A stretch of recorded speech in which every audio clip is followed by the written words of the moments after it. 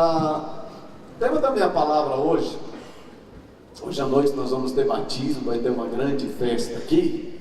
E eu gostaria, se você pode projetar, Gilzinho, na tela para mim, eu te agradeço. Esse é o tema da minha palavra e eu queria que você decifrasse o enigma, né? Você que tem revelação do Espírito Santo aí, qual é o tema da minha palavra hoje? Você pode ter uma ideia sobre o que é que eu vou falar? Claro que provavelmente não, né? Porque está muito resumido demais. Mas nessas três letras, elas vão formar três... Ô, Marisa, obrigado, viu? Tem... Você vai falar? É de Jesus, né? Ô Marisa, você está na revista aí, seu time lá em Gramado, que festa linda, viu? E é só o começo.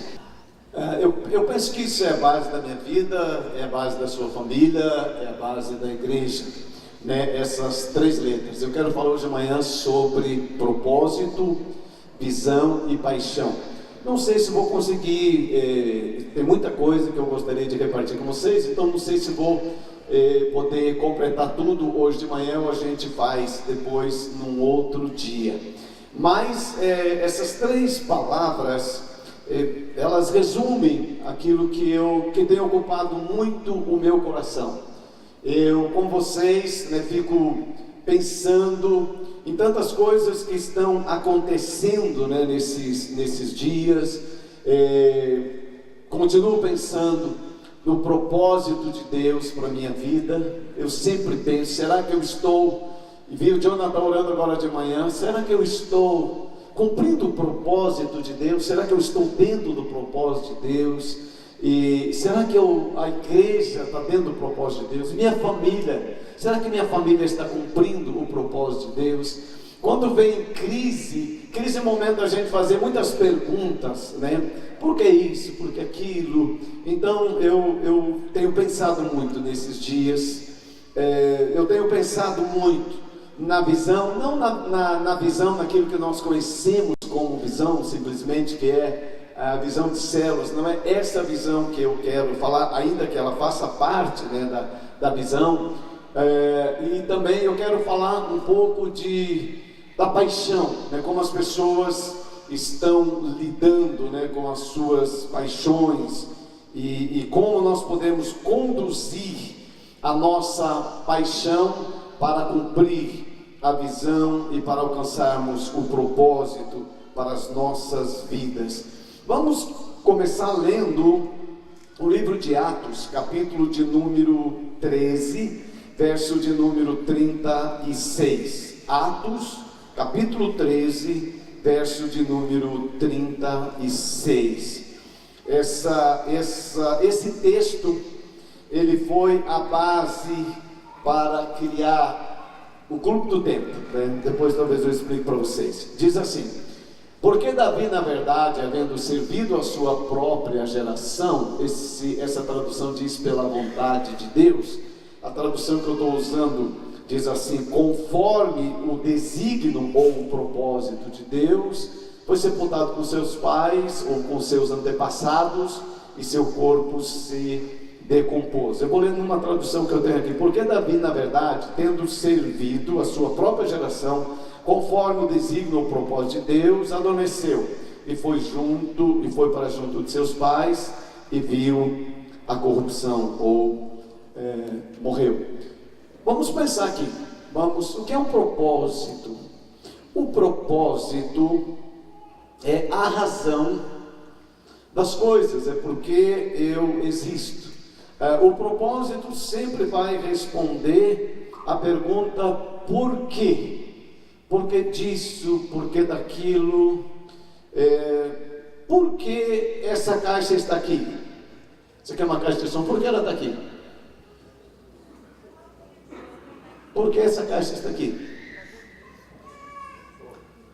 Esse é o propósito. Por quê? Ela está aqui por uma razão. A razão, existe uma razão para essa caixa estar aqui? Sim, ela está aqui por uma razão. Essa caixa deve produzir o quê? ela está aqui e a razão dela, ela existe para produzir som. Essa é a finalidade dessa caixa. Ela não está aqui para enfeitar, ela está aqui para produzir som. Se ela está produzindo som, ela cumpre o propósito. Se ela não estiver produzindo som, ela não cumpre o propósito. Entender o propósito é algo muito interessante, muito interessante. Por que esse púlpito está aqui? Ele está aqui para que eu possa apoiar as minhas coisas aqui. O propósito dele, ele serve para isso. Essa é a razão que ele serve. Por quê? O propósito sempre vai falar do porquê que tal coisa existe. Porquê, todo porquê tem essa razão. É o propósito. Por quê? Porque você vem ao culto do domingo. Porque você foi criado para adorar a Deus. Por quê? Agora, se você vier domingo e não adorar a Deus, cumprir o propósito? Não. O propósito é porque eu faço tal coisa. Por quê? Tá certo? O propósito também, né, ele vai dar esse entendimento de que a razão daquilo. Me dá uma cadeira aqui, Áurea, me dá uma cadeira branca aqui, por favor, rapidinho. Isso, obrigado, viu? Essa cadeira aqui, essa cadeira existe, por que essa cadeira existe? Por quê? Qual é o objetivo, a razão da existência dela? Para a gente? Sentar. Sentar. Esse é o propósito, ela foi criada para a gente sentar. Ok. Alguém já tentou fazer da cadeira escada?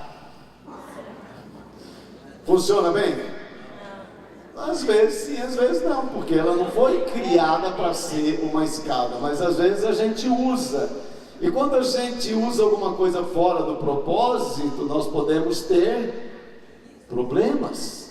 A cadeira foi usada para a gente sentar. Você sabe a notícia de alguém que usou cadeira para corrigir filho? Você já viu isso? Você já viu alguém usar cadeira, né, o marido usar cadeira para expressar seu descontentamento com a sua esposa? Já souberam de notícias assim? Quando algo é usado fora do propósito, vai criar problemas sérios. Vai ser algo muito difícil. Você já viu alguma criança de 2 aninhos, 3 por aí, tentar fazer da cadeira seu prato de comida? Você já viu criança fazer isso? Fica legal? Não fica legal, porque ela não foi criada para isso. A cadeira foi criada para sentar. E quando alguém se assenta numa cadeira, eu imagino que a cadeira, se ela tiver sentimento, sentiria honrada. Que legal, eu estou cumprindo o propósito. Eu existo para as pessoas se assentarem. Estou cumprindo o propósito. Mas quando a cadeira vê alguém apanhá-la para bater no seu cônjuge, a cadeira deve ficar bem constrangida. Eu não queria ser usado para isso, porque isso é muito desonroso. Quando nós não conhecemos o propósito, nós podemos desonrar a criação, o que foi criado para o propósito. Não conhecer o propósito das coisas pode nos levar a usar mal as coisas, ou também nos relacionarmos mal com as pessoas, se a gente não entender o propósito. Por exemplo, Deus, no seu propósito, criou a família. E na família ele colocou esposo, mãe e filhos. Qual é o propósito de Deus para cada um na família? Quem conhece o propósito desfrutará da bênção do propósito daquela criação. Mas quem não conhece o propósito pode fazer algo extremamente desastroso. O homem que não conhece o propósito da esposa no casamento, ele não conhece, ele pode fazer da esposa algo extremamente desonroso, e a gente vê isso. Mas quando se entende o propósito, por exemplo, me digam as mulheres qual é o propósito de Deus para a sua vida no casamento. As irmãs, me falem, me ajude. Qual o propósito? Você está casado para quê? Por que você está casado? O propósito de Deus para as mulheres é na constituição da família. Um dos propósitos é para gerar filhos. Esse é o propósito. O propósito do homem, um dos propósitos é para que ele seja o provedor da casa. Não que a mulher não possa ser também, Qual é o propósito dos filhos na família? O propósito dos filhos na família é que eles deem continuidade à raça humana na terra. Para mim, uma das grandes questões da homossexualidade, tanta coisa que se comenta nesses dias, além da imoralidade, para mim um dos pontos muito sérios que nós devemos considerar na ideologia de gênero, tudo que está acontecendo por aí, é que isso fere a continuidade do ser humano na terra. Essa é uma das questões, quebra a possibilidade da existência do ser humano na terra. Então as pessoas estão fazendo algo que vai destruir, assim como a natureza, se não for cuidada, ela já tem sido destruída e desaparecerá, no decorrer dos anos. Assim também será com o ser humano. Se todo mundo tiver um relacionamento homossexual, homem com homem, mulher com mulher, não vai haver criancinha para a gente apresentar aqui na igreja nos próximos 1 milhão de anos. Então a raça, para mim a coisa pior, entre muita coisa, é esse atentado contra o próprio ser humano. É uma das questões, porque o propósito da existência humana está sendo impedido de continuar a existir nessa situação. Então, queridos, quando a gente vai pensar no propósito, por que eu faço tal coisa? Eu digo que muitas pessoas que vêm dominicalmente aqui na igreja, talvez não saibam por que você vem. Nós fazemos muitas coisas na vida e a gente não sabe algumas coisas, ou nos esquecemos por que nós fazemos. Nós vamos nos condicionando, a gente vai fazendo sempre a mesma coisa. Por exemplo, o Evangelho sempre foi um elemento de transformação.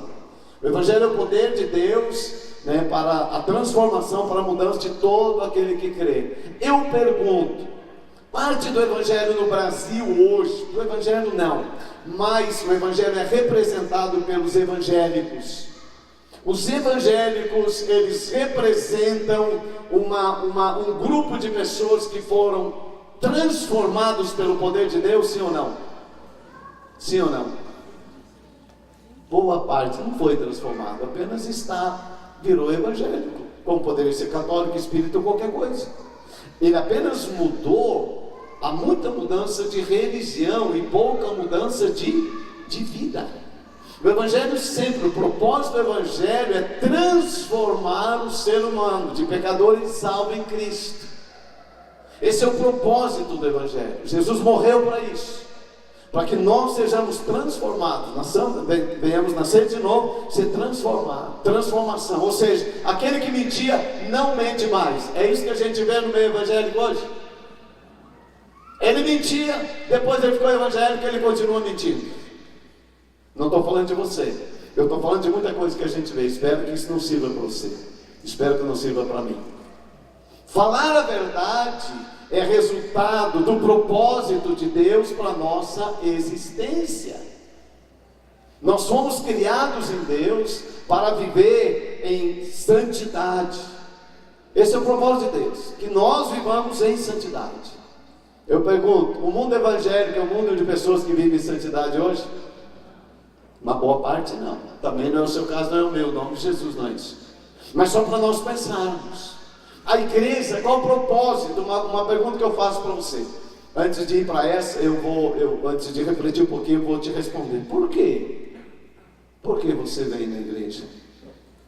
Por que você vem domingo a domingo aqui? Eu quero que você pense biblicamente, não por sua mente. Cada um de nós tem uma razão, mas a razão bíblica, porque é que você vem ao culto, porque você frequenta esse lugar domingo a domingo. Quem sabe? Eu quero te ajudar a pensar biblicamente. Alguém lá no seu trabalho diz: por que você vai na igreja todo domingo? O que é que você responde? O que você responderia?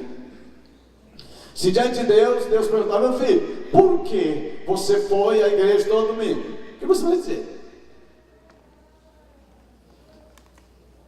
Eu separei um texto que eu responderia, talvez eu possa te ajudar, de Hebreus 10, 25. Porque eu venho aqui todo domingo. Verso 24 diz assim: e consideremos-nos uns aos outros para nos estimularmos ao amor e às boas obras, não abandonando a nossa congregação, como é costume de alguns, antes admoestando-nos uns aos outros, e tanto mais quanto vedes que o dia vai se aproximando. Por que eu venho aqui? Tem duas razões. Primeiro, o reino de Deus, um dos propósitos, presta atenção nisso, um dos propósitos do reino de Deus é relacionamento. Vou repetir: relacionamento. Relacionamento com Deus e relacionamento com os irmãos. Gênesis diz que não era para o homem viver sozinho. Diga relacionamento. Relacionamento. Propósito da família, relacionamento. Propósito da igreja, relacionamento. Nós viemos aqui porque queremos ter esse relacionamento de culto a Deus e queremos ter relacionamento de amor com os irmãos, para nos estimularmos uns aos outros ao amor e às boas obras. Por isso que nós viemos aqui. Esse é o propósito. Se eu venho aqui, meu irmão, eu não tenho uma atitude de adoração a Deus, eu não tenho uma atitude de relacionamento com os meus irmãos, eu não estou cumprindo o propósito. Eu apenas estou vindo, mas eu não estou cumprindo o propósito. Se na minha casa, que é um lugar de relacionamento, eu entro e saio, não me relaciono com a minha família, com a minha esposa, com as minhas filhas, né, netos, genros, eu não tenho relacionamento, eu não cumpro propósito. O propósito é que nós possamos nos relacionar. Relacionamento com Deus e relacionamento com as pessoas. Eu pergunto: é fácil relacionar-se com Deus, sim ou não? Sim, eu acho fácil. É fácil relacionar-se com as pessoas, sim ou não? Me responda bem sincero, sim ou não? Diga assim: nem um pouco.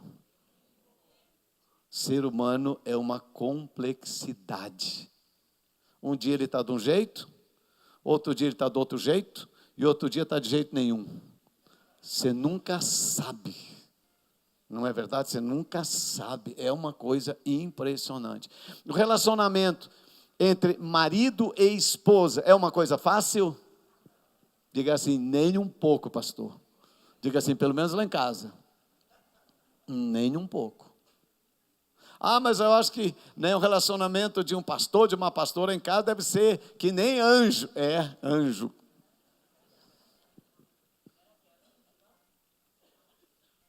É asada para todo lado, né? Mesma coisa, irmão. Ontem eu gastei muito tempo conversando com a senhora, resolvendo algumas coisas. Ela falou: amor, esse negócio aqui está ruim, isso aqui também está ruim, mas a cadeira ficou no lugar, graças a Deus. Propósito. Se relacionar com dois adultos já não é fácil, aí quando vem a criançada fica mais fácil? Diga assim: só piora. Só piora. Não é uma coisa fácil. Aí a gente, não, mas os filhos vão crescer. Quando eles ficarem jovens, aí vai ser uma maravilha. É uma maravilha? Aí parece o começo da grande tribulação. Isso é família. Mas o propósito é que a gente se relacione nesse contexto de família. Propósito de Deus. Relacionar com a família. Por que eu faço isso? Porque eu sou casado. Porque eu mantenho minha família. Porque eu quero cumprir o propósito para o qual Deus me chamou. E a felicidade do ser humano está no cumprimento do propósito. A realização não está se você tem dinheiro, se você não tem dinheiro, se é rico. Não, está em cumprir o propósito. Eu fui criado para isso. Nisso estará a felicidade do ser humano. Por que tem tanta gente infeliz hoje? Porque não conhece o propósito da sua existência. Não sabe por que existe.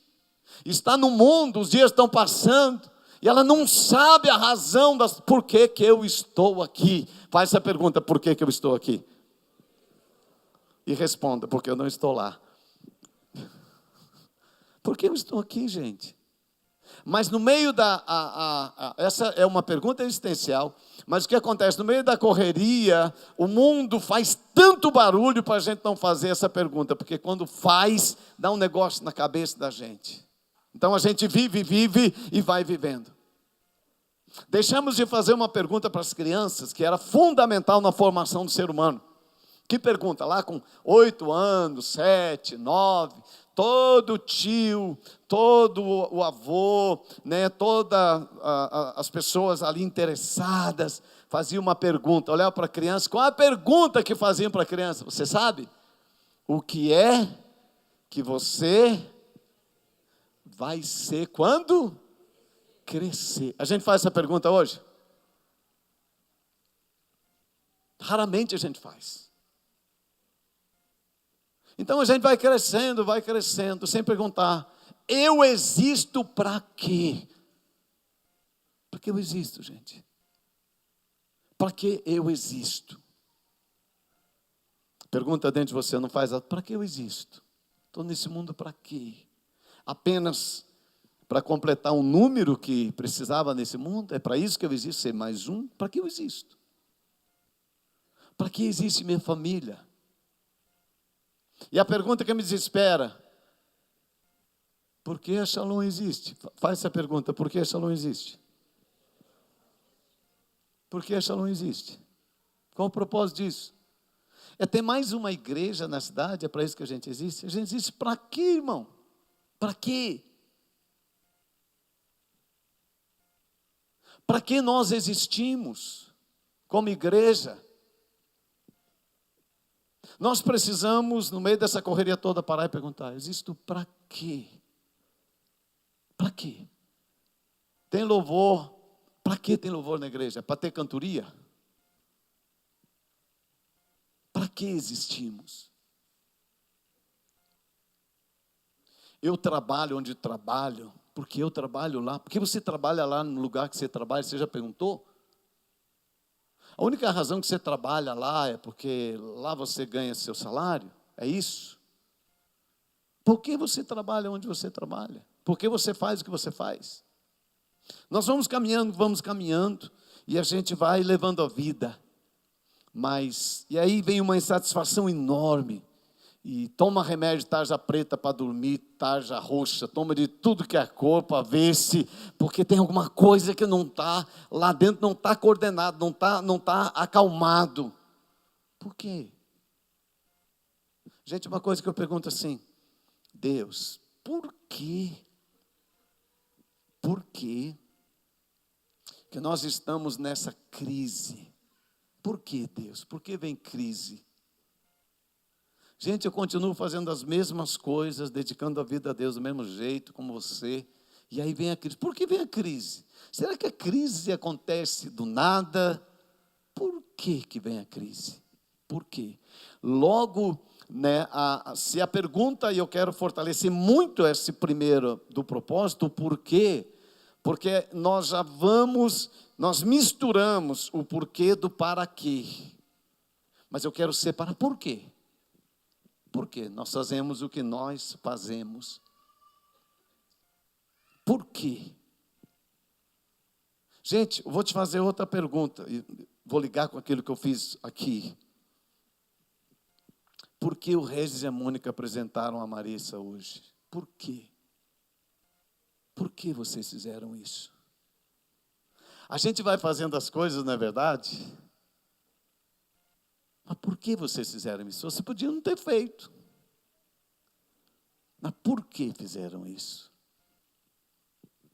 Camila, vocês são pastores lá em Araucária, você e o Fabrício, por que você engravidou, minha filha? Eu já sei. Eu já sei, não precisa explicar, eu já sei. Por quê? Tem um propósito. Não é apenas para ter mais uma criança. Deus tem propósito com a família. Por quê? Gente, vou te fazer outra pergunta. Por quê? Por que você dá dízimo na igreja? Por quê? Eu vou fazer outra pergunta. Por que você não dá? Por que você dá dízimo na igreja? Tudo que nós fazemos existe uma razão. Nós não fazemos, não somos doidos. A gente faz uma coisa, ou a gente não faz uma coisa por uma razão. Por que você faz o que você faz? Por que você volta para a mesma casa todo dia? Por quê?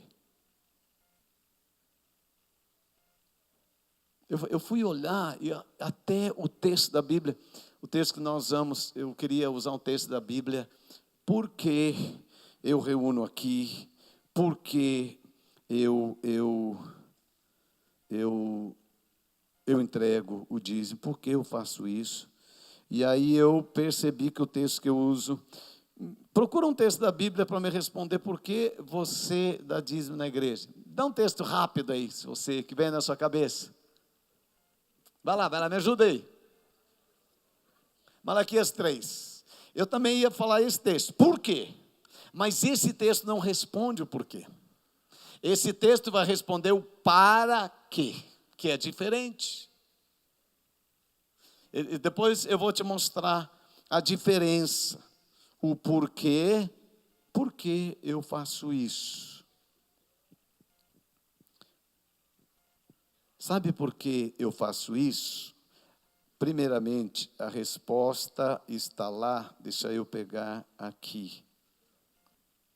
Ela vai estar em Provérbios, capítulo de número 3. Por que eu dou dízimo? Porque eu reconheço Deus, por isso que eu dou.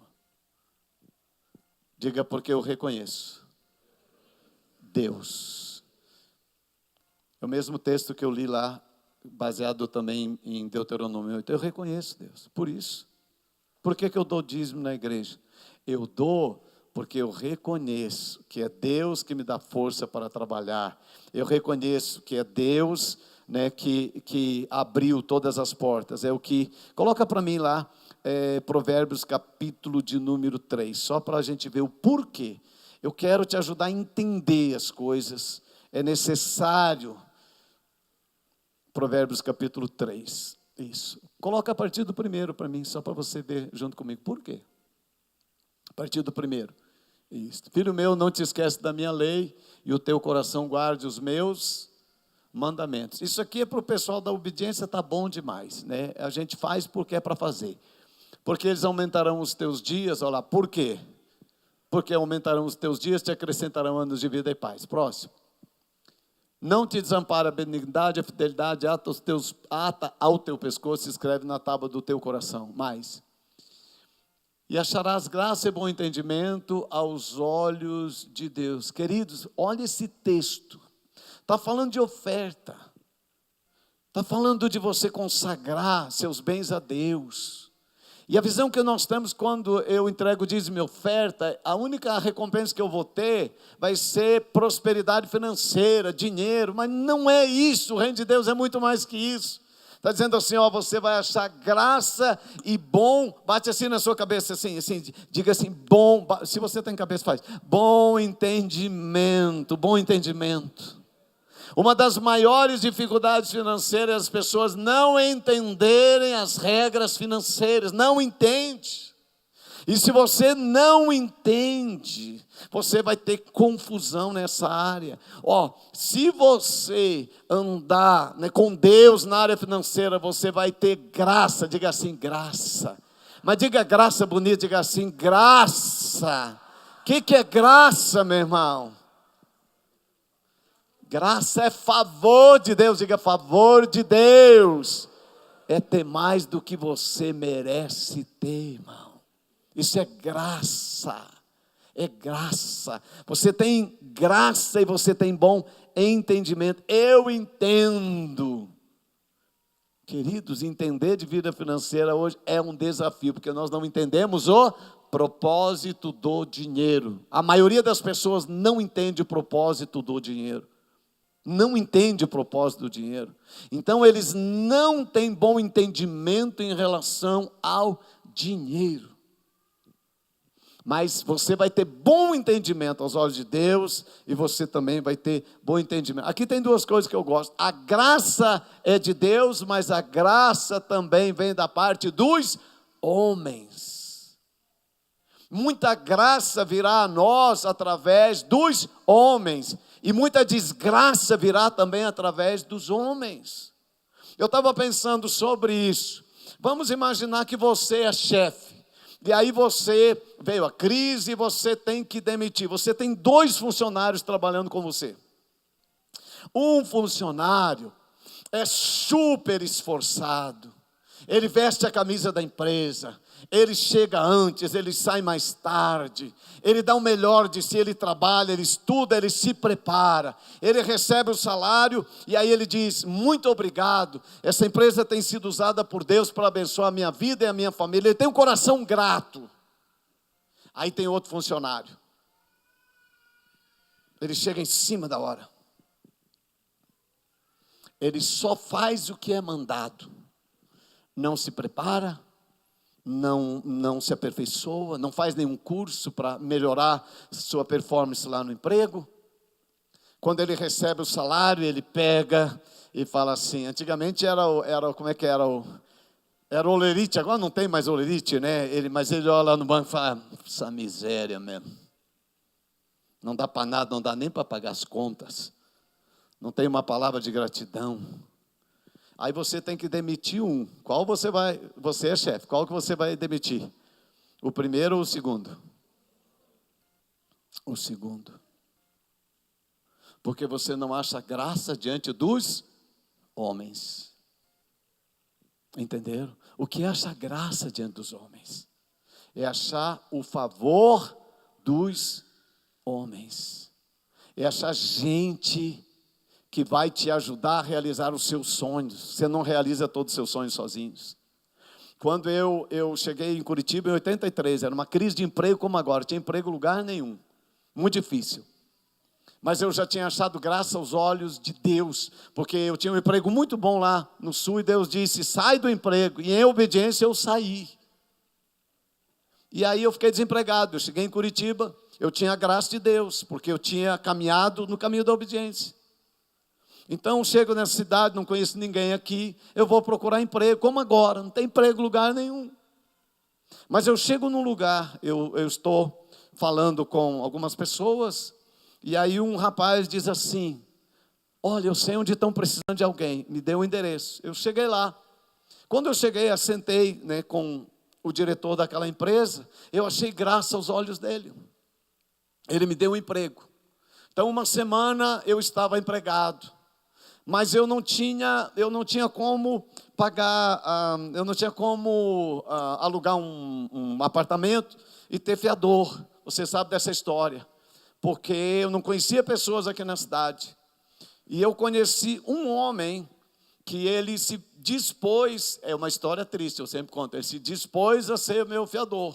Mas na semana que ele ia assinar, ele se matou. É triste, mas é verdade. Não acho que foi por causa do meu pedido, com certeza. Mas eu nem conhecia, ele tinha alguns problemas e se matou. Aí, gente, eu tenho graça de Deus, diga graça de Deus. Mas eu preciso da graça dos homens. E você sabe a história dele, o pastor Marcílio, foi essa graça dos homens. Por isso eu estou aqui. Como eu achei graça, né, lá no trabalho, uma semana depois, aquele diretor disse, sua esposa trabalha? Eu falei, ela está desempregada. Ele falou, traz ela também para trabalhar. Achamos graça. Lá fiquei trabalhando, né, os 4 anos aqui em Curitiba, mas eu tinha um sonho. Eu não tinha carro, começando a vida, salário pequeno, pagando faculdade, pagando aluguel. E aí, todo ano, eu falava lá para o diretor da empresa, final do ano, todo mundo querendo sair, né, para Natal e viajar, aquela coisa bem normal de todo mundo. Se você faz o que todo mundo faz, você sempre vai ter o que todo mundo tem. Isso é uma frase. Se você quer ter algo diferente, você precisa fazer algo diferente, irmão. Então, eu sempre falava assim, olha, eu também quero viajar, gostaria de ver minha família, mas eu posso ficar no tempo aí de Natal, de final de ano, eu cubro aí o pessoal que vai viajar, depois sempre das férias. Isso é, você construir uma graça. Graça se constrói. E aí eles davam minhas férias. Gente, eu achei tanta graça nesse lugar, que o aumento era 1 vez por ano, mas eu tinha aumento 3 vezes por ano, sempre, 3 vezes por ano era o meu aumento, 3 vezes por ano. E eles viajavam todo ano para o exterior, todo ano, eles iam Europa, Estados Unidos, né, África, viajavam o mundo. E aí eles iam lá na minha sala e falavam assim, Odilon, o que você quer que a gente traga para você do exterior? Eu não sabia o que tinha no exterior, nunca tinha viajado, não sabia nem pedir, irmão. Esse é um problema, às vezes nem pedir. Então, eu tinha uma coisa que eu gostava demais, desde muito cedo. Eu sempre, trabalhando lá na roça, aí passava o avião assim, lá em cima só ficava aquele risco branco no céu, assim. Quem sabe disso? Só aquele risco branco lá no céu. Eu falava, meu Deus, como será que é andar num negócio desse? Não tenho nem ideia como é uma coisa dessa. Estou lá na roça, trabalhando. Mas eu admirava aquilo. Aí quando eles iam viajar, eu pedi, que eu vi uma vez na televisão alguma coisa, olha o que eu pedi para eles. Podia pedir um monte de coisa, mas eu pedi um postal. O postal era um pôster, um cartão pôster desse tamanho mais ou menos assim, que tinha uma foto de algum país, uma figura, um negócio assim. Vendia, era bem comum. Mandava pelo correio quando a gente viajava aquilo. Aí eu falei, o que você quer, Odilon? Eu quero um postal do país que você estiver com uma foto de avião. Que pedido. Ao invés de aproveitar e pedir, se eu soubesse hoje um chocolate, entendeu? Alguma coisa, não. Aí eles estavam lá, uma vez estava em Nova York, mandaram lá um postal, lá com aquele aeroporto John Kennedy e o avião, e aí eu colocava lá no meu quadrinho, lá, ficava o ano todo olhando para aquele negócio, eles entravam lá na minha sala, eles viam que eu valorizava aquele cartãozinho. 3 anos depois, um dia, a dona entrou na minha sala e falou, Odilon, nós vamos viajar para tal lugar. O que você quer? O que você acha que eu pedi? Um pôster de avião. Eles foram para a Europa. Voltaram, ela entrou na minha sala, com um envelopinho, com um pôster de avião. E dentro, 3 passagens de avião. De Curitiba a Porto Alegre, pela Transbrasil. Isso só se você nasceu até 1918, para você saber o que eu estou falando, que é Transbrasil. Gente, pensa numa alegria, meu irmão. Pensa numa alegria. De você andar com a sua família pela primeira vez de avião. Eles foram na minha casa, porque eu não tinha carro, nos levaram ao aeroporto. A medida tinha 1 aninho. 1 aninho. Isso é favor dos homens, favor dos homens. Então, quando você move nesse mundo de Deus e coloca Deus nas suas finanças e entende o propósito porque você está num determinado lugar, eu não estou naquele lugar apenas para ganhar o meu salário, estou naquele lugar para servir o propósito daquela organização. A coisa é totalmente diferente. Vamos lá, próximo versículo para você ter. Acharás graça, vamos lá. Confia no Senhor de todo o teu coração e não te estribes no teu próprio entendimento. Por que damos dízimo? Porque confiamos no Senhor. E por que não damos dízimo? Porque nós achamos no nosso entendimento que não dá, é melhor do que confiar no Senhor. Vamos lá no próximo. Reconhece-o em todos os teus caminhos, e Ele vai fazer o quê? Faz assim com a mão, faz assim com a mão, se você pode para você, faz assim. Ele vai, faz assim agora, ó. Endireitar. Falando de finanças, tem gente que anda assim, não é verdade? Parece bêbado, um dia vai para lá, outro dia quase cai, e você não tem destino financeiro, vai para lá, um dia está contente, outro dia está triste, é aquela coisa. Ele diz assim, reconhece-o em todos os teus caminhos, e Ele vai endireitar as suas veredas. Raramente eu vou encontrar um irmão que não é dizimista na igreja que tem a vida financeira reta. Raríssimo, isso aqui é raro. Mas quem reconhece, Deus começa a endireitar, colocar o seu caminho em ordem. Falei sobre isso esses dias. Ele vai endireitar todas as suas veredas, todos os seus caminhos, eles serão caminhos retos. Ou seja, gente, tem tanta gente hoje na fé, um dia está bem, outro dia está mal. Eu estava lembrando de um irmão aqui, é impressionante esse irmão.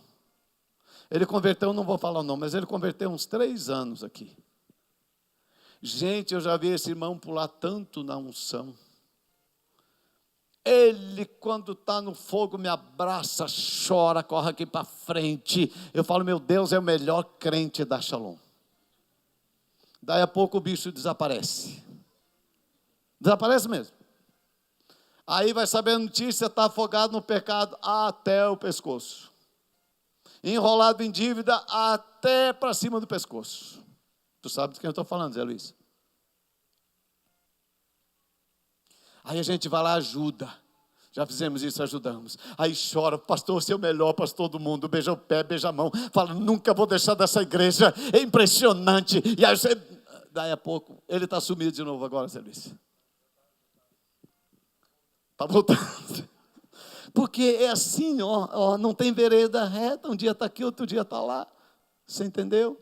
Isso está acontecendo muito. Mas o Senhor vai fazer o quê? Faz assim, Ele vai endireitar.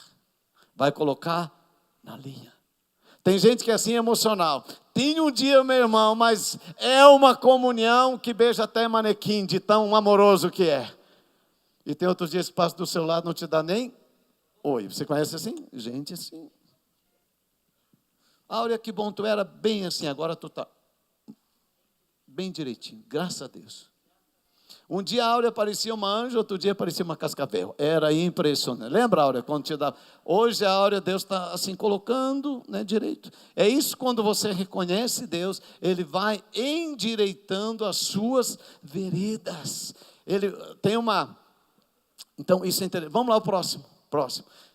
Não sejais sábio aos teus próprios olhos. Teme ao Senhor. Teme ao Senhor. E faz o quê? Aparta-te do mal. Sai fora, capeta. Você se aparta. Você sai fora. Gente, porque hoje o mal corre atrás de você. Há um tempo atrás você tinha que correr atrás do mal, mas agora o mal corre atrás de você. De imoralidade o mal era assim. Um homem e uma mulher. Vamos pensar no homem. Um homem que queria se envolver com imoralidade, o que ele tinha que fazer? Ele tinha que ir lá numa revistaria comprar uma revista pornográfica. Então ele ia lá, pegava aquela revista, escondia no telhado, em cima do forro, debaixo, sei lá o que faziam lá. Não sei, você sabe. Não, estou brincando. Não sei lá o que faziam lá, mas era aquela coisa lá. Tinha um esforço, você tinha que ir atrás. Agora, o que acontece? Essa desgraça que corre atrás de você. Gente, quantas vezes eu estou preparando o sermão, eu clico em alguma coisa, no Google ou no YouTube que eu quero ver, de repente aparece uma filha de Eva na minha tela, meu irmão. E eu estou lá e tento apertar aqui, sou meio atrapalhado, é aí que o bicho aparece. Jesus, eu não estou atrás daquilo. Irmã, você está lá na sua casa, no seu casamento. Claro, alguma dificuldade com o marido. Daí a pouco aparece uma mensagem do primeiro namorado, 1929, ele aparece agora. Do nada, ele aparece, oi, você está bem?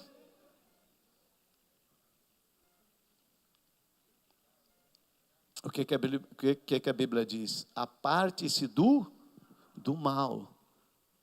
O que o sábio Salomão está dizendo, cai fora. Diga assim, cai fora. Sai fora.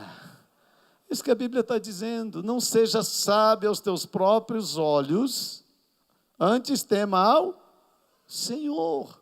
Eu sempre falo, tem duas coisas que me faz muito bem, temer aqui na terra. Eu temo o Deus do céu e assim orar na terra. Isso me faz um bem, meu irmão, tu nem sabe como isso me faz bem, temer a Deus. Deus está vendo, e assim orar vai ver. Minhas mídias, eu sempre falo, são tudo aberto, irmão, porque eu não quero me enrolar, eu não quero, então aparta-te do mal. Agora fica lá colocando aquelas senhas, tudo misteriosa lá, para você ver o que vai dar. É você que escolhe apartar-se do mal, porque eu entendo o propósito da minha vida, para a minha família, para a igreja. Então, se eu tenho propósito, eu vou afastar, vou apartar do mal. É isso que a Bíblia, sai fora. Entendeu? Vamos lá, o próximo. Isto será saúde para o teu interior e medula para os teus ossos, ou seja, você vai ficar forte, diga, saudável e forte, saudável e forte. Vamos ao próximo, vamos lá. Honra ao Senhor com os teus bens e com a primeira parte de todos os teus ganhos. Honra ao Senhor. Ele não está falando simplesmente que você vai dar dinheiro, você vai dar honra a Deus. Porque uma coisa assim, quem já ganhou um presente muito bom na vida? Você ganhou um presente assim, muito, muito, muito, muito bom. O que é um presente, irmão? Presente é uma coisa que você dá porque você é obrigado, ou você dá porque você quer honrar a pessoa? Honrar a pessoa. Entendeu? Imposto de renda não honra porque é obrigado, você tem que dar. O dízimo, a oferta, você escolhe, é para fazer de tal maneira que o nome do Senhor seja honrado, traga honra ao Senhor. Vai, próximo agora que eu vou terminar esse texto. 10. E se encherão os teus celeiros e transbordarão de vinho os teus lagares. Eu nem vou falar de vinho, eu ando com vontade de falar de vinho, porque tem uma onda por aí, né? Pastor, tem coisa que eu vou precisar falar a qualquer hora, porque eu tenho que esclarecer umas coisas, né? Agora, as igrejas, tem muito crente bebendo vinho e tal, e aí eles falam, pastor, você não vai liberar esse negócio da sua igreja? E o negócio do vinho lá, quem gostaria que eu liberasse, irmão? Não levanta a mão para não complicar a sua vida, na verdade. Mas eu sei que está um negócio aí no meio da igreja, tem gente que bebe escondido, né? Bebe atrás da porta em casa, escova o dente 5 vezes antes de vir para a igreja. Aí quando é no dia da ceia, aproveita. Não, pastor, eu bebi lá na igreja, aquele suco lá estava forte. Então eu queria um dia poder falar com vocês sobre isso, porque a Bíblia está aí, falando de vinho. Né? Um dia eu sentei com um pastor, e aí fomos escolher o cardápio, né, da janta, e aí ele pegou o cardápio de vinho, escolheu dele, e aí ele deu para mim escolher. Eu falei, não, eu não bebo. Ele falou, você é dos religiosos que não bebe, é? Eu falei, aqui, meu amigo, se você quiser beber, beba, eu respeito você. Eu não quero beber. Se sou religioso, sou tão quanto você. Tua religião é de bêbado, a minha é de não bebe. Sabe, gente, está na Bíblia que não é para beber? Está na Bíblia? Então, o que está na Bíblia? Está na Bíblia que não é, está muito espiritual. Está na Bíblia Que eles dizem, está na Bíblia que não é para se embriagar. É isso que está escrito na Bíblia. Eles falam, pastor, a gente não se embriaga. A gente só bebe porque gosta. Algum problema nisso? Essa irmã já está me ajudando aqui. Sabe, irmão? Se o homem natural desse mundo que faz as leis diz que beber e dirigir dá problema, o problema não é beber, o problema é o acidente que você causa. Você está entendendo? Eu tenho uma noção do todo, não é de uma coisa só. Você acha que se eu beber um copo de vinho, eu vou para o inferno por causa disso? Não. Posso ir para o purgatório. Brincadeira. Não vou. Não vou. Não é isso, irmão. O problema são as causas que procedem a partir de. Eu posso beber comportadamente um copo de vinho, mas minha filha pode não beber comportadamente a partir de mim e beber um garrafão de vinho. Eu prefiro optar, uma vez que isso não é tão essencial na minha vida, optar por não beber, que a possibilidade de ter uma casa saudável é maior, é apenas uma escolha. Se eu seguir por essa coisa que a Bíblia, só vou fazer o que a Bíblia diz, eu vou fumar maconha, Márcio. Vou fumar crack, segunda-feira venho lá no teu ministério lá. Olha que estou chapado, irmão, dá uma oradinha por mim, não tem problema não, porque a Bíblia não diz que não é para fumar crack, ou a Bíblia diz que não é para fumar crack. A Bíblia diz? A Bíblia não diz. Então por que a gente está com esse negócio de levar o pessoal segunda-feira lá para orar e para eles, né, Márcio, muda o discurso lá, fala, ó, cara, vai, mas vai devagar. Só 3 pedras por dia, entendeu? Porque aí pode. A Bíblia diz que não é para destruir o corpo o templo do Espírito Santo. E beber essas coisas tudo faz. Então, existem alguns conceitos que estão, eu sempre falo, olha, né, se você quer ir numa igreja que o pastor bebe, ele só não cai, mas ele bebe, você admira isso? Eu não vou fazer isso aqui, porque não é o meu. A medicina diz que tem gente que tem uma tendência, se beber vai ficar viciado. Eu prefiro não saber se eu tenho tendência ou não. Eu prefiro não saber se meus pastores têm tendência ou não. Deixa eles no seco, porque aí eu garanto que não vai dar nada. Essa é a ideia. Você entendeu? Não é... Não, irmão. A Bíblia não diz. A Bíblia diz lá sobre o texto, vai ter... Timóteo, bebe um pouquinho de vinho, mas não bebe até cair. Entendeu? Agora, outro dia eu falo sobre isso, que não é meu assunto hoje, só eu queria deixar uma palavrinha para vocês sobre isso. A Bíblia diz que não é para andar 280 por hora? Está escrito na Bíblia? Não andeis a 280 quilômetros por hora na BR. A Bíblia não fala isso. Isso me dá o direito de andar 280 quilômetros por hora na BR? Não. Aquela história do policial rodoviário que parou um fusquinha cheio de velhinho, eu acho que era do Clube do Tempo. Aí, o carrinho vinha devagarinho, né, 40.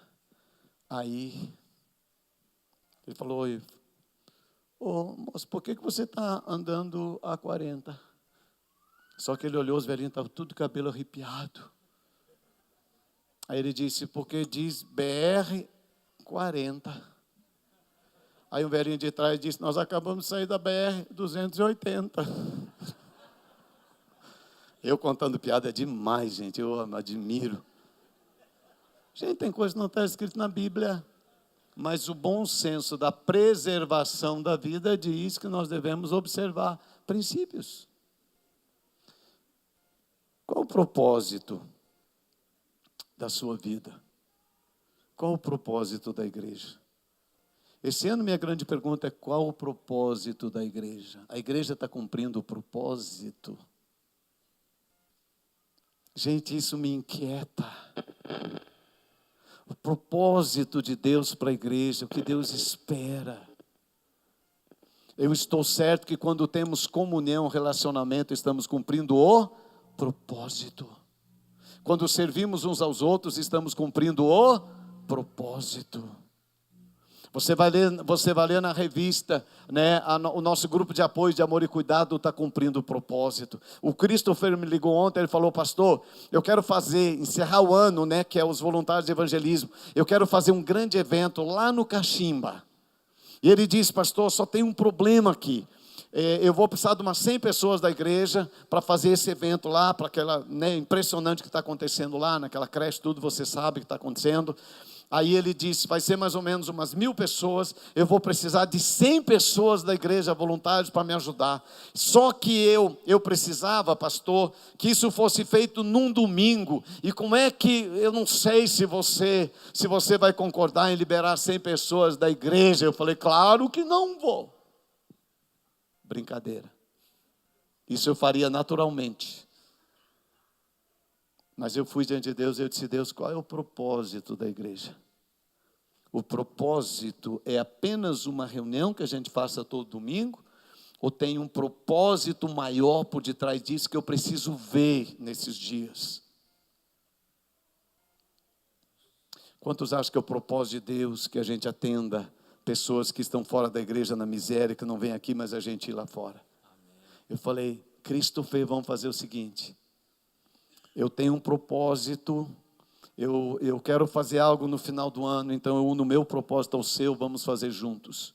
Provavelmente a gente vai fazer um grande movimento na semana do Natal lá, não sei tudo que a gente vai fazer, mas, né, Marcos Vinícius, nós vamos unir aí, né, com o pessoal do Clube de Apoio, Amor e Cuidado, com o pessoal lá que vai estar cuidando dos necessitados, e o Cris do evangelismo, e a gente vai unir todo mundo em você, e nós vamos cumprir o propósito da igreja.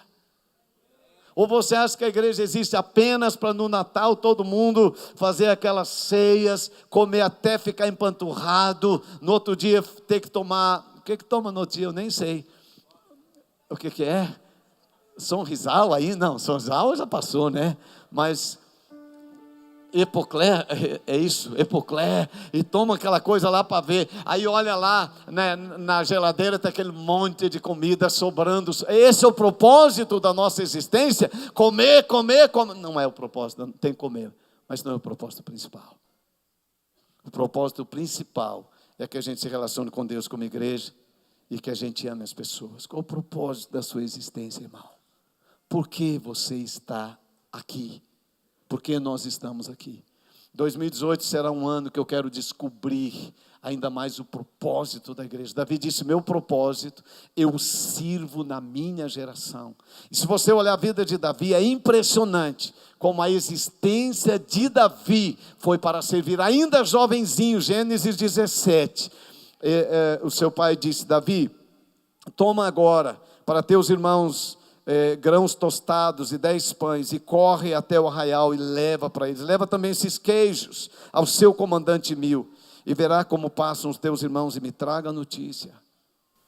Davi, o propósito da existência dele era servir. Ele fez isso do começo ao fim. Qual é o propósito? Irmão, me ajude a responder. Você está nessa igreja por quê, irmão? Por que você está aqui? Por que eu estou aqui? Por que você faz o que você faz? Porque Deus te colocou naquela empresa, porque você mora no lugar onde você mora. Isso não é obra de acaso. Deus tem um propósito. Deus tem um propósito. Nós não podemos perder o propósito de Deus. Não perca. Entenda isso. Pense sobre isso. Eu quero voltar a falar sobre visão. Visão é o para quê. Para quê? Aí Malaquias 3:10 diz: para que haja em Manassema mantimento na minha casa. É para. A visão fala e responde o para. Por quê? Para quê? Porque a igreja existe. E para que a igreja existe? Para. Isso tem a ver, a visão tem a ver com o que nós vamos fazer. O propósito tem a ver com o que nós somos. O que eu sou fala do propósito. O que eu faço fala da visão. E depois, por último, quero muito falar sobre paixão. Porque se você não tiver paixão, você nunca caminhará numa visão. E sem visão você nunca cumpre o propósito.